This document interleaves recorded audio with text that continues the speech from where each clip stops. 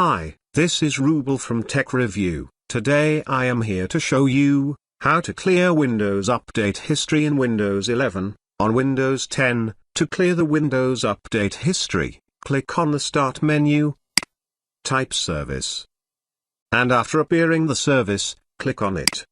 After opening the service window, find a service which name is Windows Update. If it is showing you, it's running, right-click on it. Click on Stop. Now close this window, and open this PC. Double-click on the system drive.